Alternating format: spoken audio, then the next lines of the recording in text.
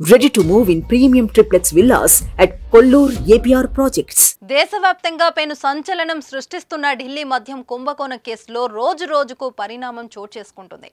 ఇటీవల ఎమ్మెల్సీ కవితను అరెస్టు చేసిన కొన్ని రోజుల్లోనే ఏకంగా ఢిల్లీ సీఎం అరవింద్ కేజ్రీవాల్ను గురువారం రాత్రి అదుపులోకి తీసుకున్న సంగతి తెలిసిందే. అయితే ఈ కేసు నుంచి తనను అరెస్టుకు మినహాయింపు ఇవ్వాలని ఢిల్లీ హైకోర్టును కోరిన కేజ్రీవాల్కు ఆ కోర్టులో ఎదురు దెబ్బ తగిలింది. ఇది జరిగిన కొన్ని గంటల్లోనే కేజ్రీవాల్ ఇంటికి ఈడీ అధికారులు వెళ్లడం, సోదాలు చేపట్టడం చకచకా జరిగిపోయాయి.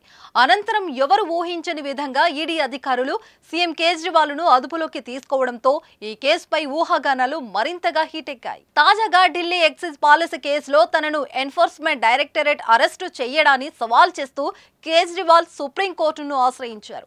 అత్యవసర విచారణ జరపాలని కేజ్రీవాల్ లాయర్లు సుప్రీంకోర్టును కోరగా ధర్మాసనం తాజాగా అంగీకరించింది.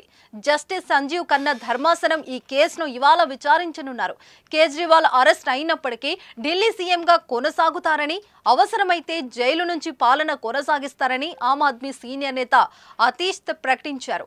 కేజ్రీవాల్ అరెస్టుతో ప్రస్తుతం ఢిల్లీ మొత్తం ఆకట్టుకుంటుంది. తమ నేతను అక్రమంగా అరెస్టు చేశారంటూ ఆప్ పార్టీ శ్రేణులు తీవ్ర ఆందోళన వ్యక్తం చేస్తున్నారు. అయితే నిరసన చేస్తున్న ఆప్ నేతలను పోలీసులు అదుపులోకి తీసుకుంటున్నారు. సుమన్ టీవీలో మీ పర్సనల్ అండ్ బిజినెస్ ప్రమోషన్స్ కోసం కింది నెంబర్కి కాంటాక్ట్ చేయండి.